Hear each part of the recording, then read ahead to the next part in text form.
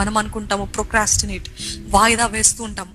వాయిదా వేస్తూ తర్వాత చేద్దాంలే, దేవా నేను అలసిపోయానయ్యా, దేవా నా వల్ల ఈరోజు అవ్వదయ్యా, అర్థం చేసుకో తండ్రి ప్లీజ్ అని నిద్రపోతాం, పడుకుని పోతాం.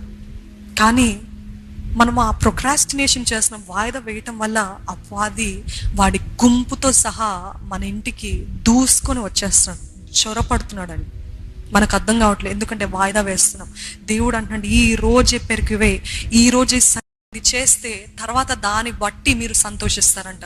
ఈ రోజు తప్పైంది చేస్తే దాన్ని బట్టి మనకి నిరాశ, రిగ్రెట్స్ లైఫ్ లో చేయండి. అప్పుడు ఇంకా ఇంకా విశాలపరుస్తాడు, ఇంకా ఇంకా మన అండర్స్టాండింగ్ దయచేస్తాడు దేవుడు. వచ్చును ఈ కప్పల శేషము ఏటిలోనే ఉండునట్లును, అవి నీ మీదను నీ ఇండ్లలోను ఉండకుండా చంపబడినట్లును, నీ కొరకును నీ సేవకుల కొరకును నీ ప్రజల కొరకును నేనెప్పుడు వేడుకొనవలెనో చెప్పుమని ఫరోను అడగగా అతడు రేపే అనెను.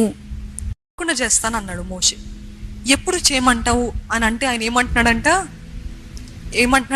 గట్టిగా చెప్పండి, రేపే అనెను. గట్టిగా చెప్పండి.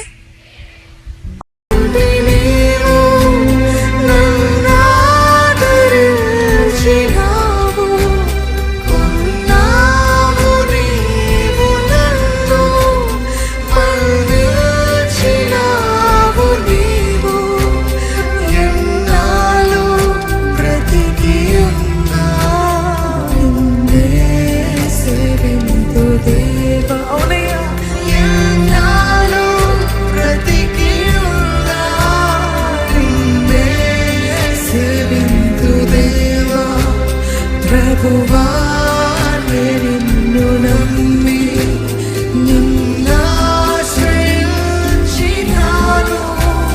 నరులేమి చేయగలరు, భయమేమి లేదు నాకు, నరులేమి చేయగలరు, భయమేమి లేదు నాకు, ప్రభువా నిన్ను